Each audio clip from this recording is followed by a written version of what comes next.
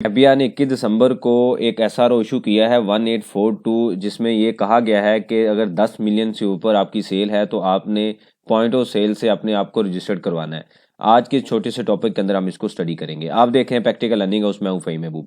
वापस आते हैं टॉपिक के ऊपर। तो ये मैंने यहाँ पे मेंशन किया है कि जो एफबीआई की तरफ से डॉक्यूमेंट आया है उसका नंबर है 1842, 21 दिसंबर को इशू किया गया है, जिसके अंदर टीयर 1 का जो रिटेलर है उसकी थोड़ी सी जो डेफिनेशन है उसको चेंज किया गया है। इससे पहले क्या होता था कि टीयर 1 का जो रिटेलर है वो अपने आप को पॉइंट ऑफ सेल के साथ रजिस्टर्ड करवाता था। पॉइंट ऑफ सेल क्या था कि रियल टाइम जो इनवाइसिंग है उसका एक सिस्टम है, यानी कि जैसे ही आपने सेल कोई चीज़ परचेज की रिटेलर से, सेम टाइम पे जो डाटा है एफबीआर के पास रिपोर्ट होगा। टू वे कम्युनिकेशन है, मतलब एक डाटा आप भेजेंगे, एक डाटा उनकी तरफ से आएगा जिसके ऊपर एफबीआर का नंबर जो है वो मेंशन होता है। तो इसके ऊपर डिफरेंट टाइम पे हम जैसे जैसे इस पर डॉक्यूमेंट आए, प्रोसीजर आए, मैंने आपको पॉइंट ऑफ सेल से अपडेट किया और ये भी बताया कि इसको कैसे हमने इंप्लीमेंट करना है। अब ये हुआ है कि अगर 236H का जो टैक्स है, जो कि एक एडवांस टैक्स होता है, जब भी आप कोई फार्मास्यूटिकल प्रोडक्ट्स लेते हैं, रिटेलर लेगा या कोई एफएमसीजी के प्रोडक्ट्स लेगा, उसके अलावा कोई सीमेंट सेक्टर है, डिफरेंट सेक्टर हैं जिसके अंदर जब हम सेल करते हुए ना टैक्स चार्ज करते हैं, मतलब मैन्युफैक्चरर टैक्स चार्ज करता है। अब उन्होंने ये कहा है कि अगर जो एनुअल टैक्स है वो 1 लाख से ऊपर होगा तो आपने अपने आप को पॉइंट ऑफ सेल से रजिस्टर्ड करवाना है।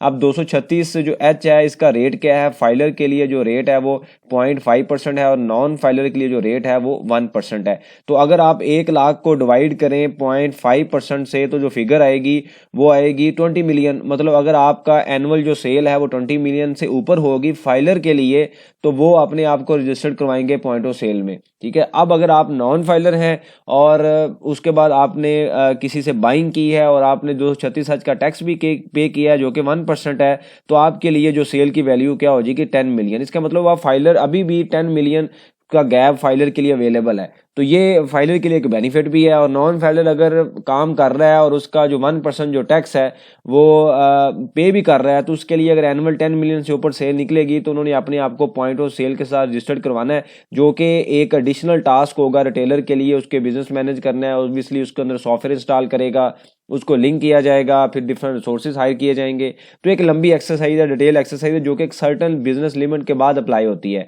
तो अब ये जो कैटेगरी है वो पहले टीयर 1 के ऊपर थी, जिसके अंदर डिफरेंट फॉर्मेट्स थे, कंडीशन थी, क्राइटेरिया थी। अब इन्होंने उसमें ऐड कर दिया कि भाई अगर आप ये कंडीशन के ऊपर आ गए तो आपने टैक्स जो है वो आप पॉइंट ऑफ सेल में अपने आप को रजिस्टर्ड करवाएंगे। जब आप रजिस्टर्ड हो जाएंगे तो आपके ऊपर एफबीआर की कंप्लाइंस आ जाएगी, फिर आप मंथली जो सेल टैक्स रिटर्न है वो भी फाइल करेंगे। तो इस वजह से फाइलर के लिए अभी लिमिट 20 मिलियन है, नॉन फाइलर के लिए 10 मिलियन है। इसके ऊपर सेपरेट कभी हम डिस्कशन करेंगे कि उसको हम किस तरीके से सेव कर सकते हैं। इससे रेलिवेंट कोई सजेशन हो आप मेंशन कीजिए, कमेंट्स बॉक्स में मेंशन कीजिए, इसके ऊपर हम डिस्कशन करेंगे ताकि जो लर्निंग का प्रोसेस है कंटिन्यू रहे। थैंक यू वेरी मच, जज़ाकल्लाह।